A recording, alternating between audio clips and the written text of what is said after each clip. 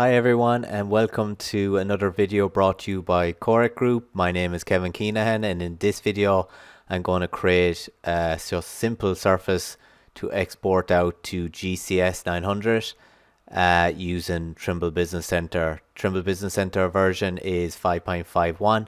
So first off I'm just going to create some data. So I created a blank template. So I'll just zoom a bit for scale.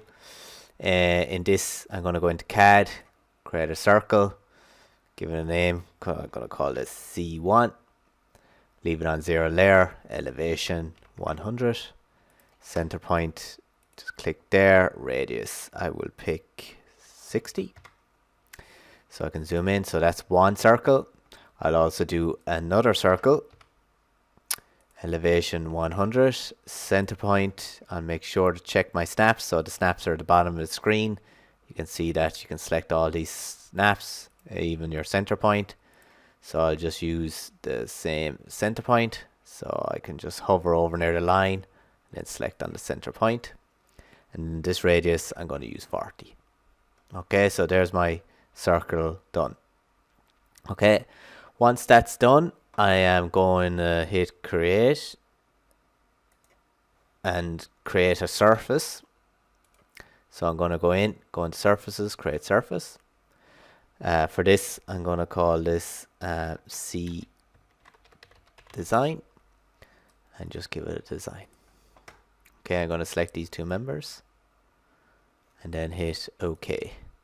If I hit apply, the surfaces will stay open and then I can just keep on doing surfaces. If I hit OK, the command stays closed. So I have two circles done. For this example, it's just an outer track I want, and I don't want the machine to use the center of this track, we'll say, for example. So I don't want it going in here, give me cut and fill. For that, I can go into surface boundaries, go into my design, see design, and see the two items I've already selected and hit add, because I want to add them as a boundary. By adding them as a boundary, it eliminates the middle of that track. So therefore, my machine will only go around this section and get cut and fill. So if I go into my 3D, it looks like a track or a donut shape. So once I have that complete, I need to export it out to my machine. So for this example, I'm using GCS900. And in that is a direct export. So I go into home, export, and then I'm going into construction. In construction, when you scroll down along, you'll see a couple of machine settings there. So avoidance zone would be if I'd we'll say electricity cable crossing here, or under utilities that I want the machine to be alerted. So in there I can select, we'll say, one of the circles, the inner circle in here, for example, and say everything in there I don't want the machine to go in. So you can set a distance away for that. So you can go in one, and it creates this avoid.svl file. So it'll actually start alarming the machine to not enter that area. Site map is also just line work. So if you wanted to give them 3D line work, you can actually load it onto the machine also. And for this example, we're doing a design, so we want to surface and line work. So I'll be going into machine job site design exporter, picking my surface in there. The surface I'm using is cut and fill, so the machine can track all around, just get instant cut and fill. If there was an alignment associated to the surface and had chainage, it would be a road surface. And if I had layers or 3D line work, I could just give out an SVD if I wanted, or just the layers from the corridor. So I'm just going to go surface. The surface I'm picking is called C design. No boundary. I can put a boundary there if I want to limit it. Just going around, just put in a boundary. So I'm going to have none there. For the map, I'm going to select the two. So this circle here, and if I hit up shift, I can hit the second one.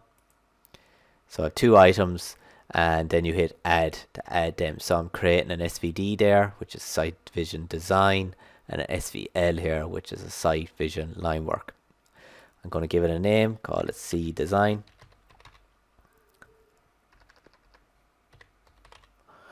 And down here then in the settings you have GCS grade control.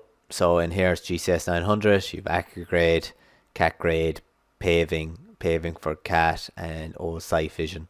So I'm going to use just GCS900 just to explain the versions. You've all the older versions, but if you're going to 7.10 all the way to 11.4, it'll be the CB430 control box. So it's a flash card. So you'll be loading designs onto card.